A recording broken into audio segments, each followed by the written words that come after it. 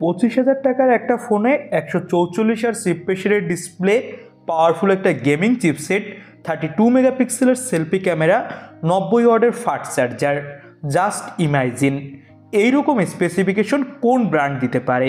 হ্যাঁ, ইনফিনিক্সই এইসব স্পেসিফিকেশন দিয়ে মাত্র 25,000-এ দেশের মার্কেটে নিয়ে আসতে যাচ্ছে ইনফিনিক্স নোট 50 প্রো।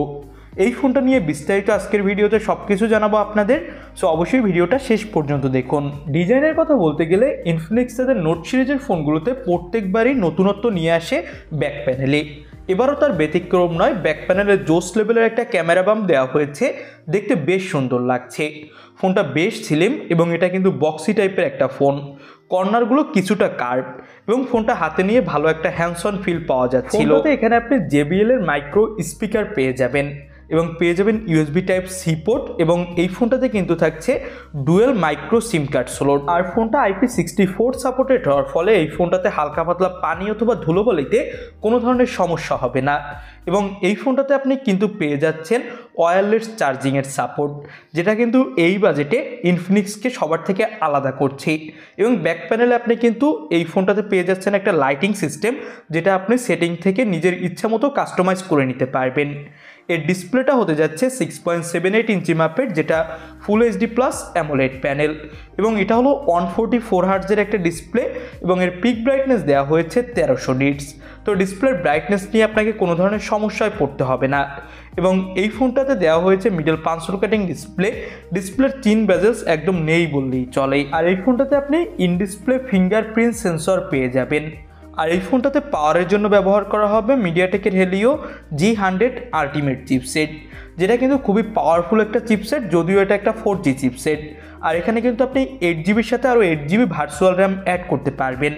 এর অ্যান্ড্রয়েড স্কোর দাঁড়িয়েছে 4 লাখেরও উপরে।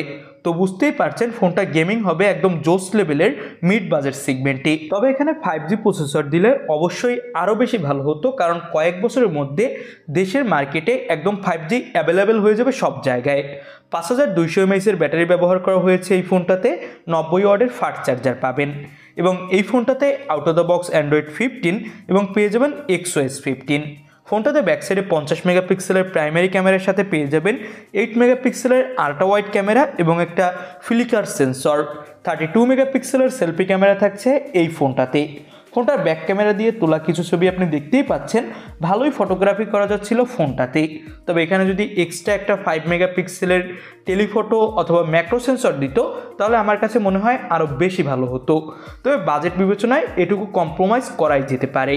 এবার ফোনটার দাম নিয়ে কথা বলি। ফোনটা $210 লঞ্চ করা হয়েছে গ্লোবাল মার্কেটে, যেটা বাংলাদেশি টাকায় কনভার্ট করলে হয় 25,000 টাকার আশেপাশে। তবে বাংলাদেশের মার্কেটে ফোনটার দাম আরেকটু বেশি হবে, ধরে রাখতে পারেন 27 থেকে 28,000 টাকা। তবে 27 থেকে 28,000 টাকায় কিন্তু এই ফোনটা খুবই ভালোভাবে এর স্পেসিফিকেশন দিয়ে মার্কেটে থাকা অন্য সব ফোনগুলোকে অফিসিয়াল মার্কেটে টেক্কা দিবে। আপনাদের কাছে এই ফোনটা কেমন কী লাগলো সেটা অবশ্যই আমাদের কমেন্ট বক্সে জানাবেন। নতুন কোনো ভিডিওতে আপনাদের সাথে কথা হবে। আজকের মতো ভিডিও এখানেই শেষ করছি। আল্লাহ হাফেজ।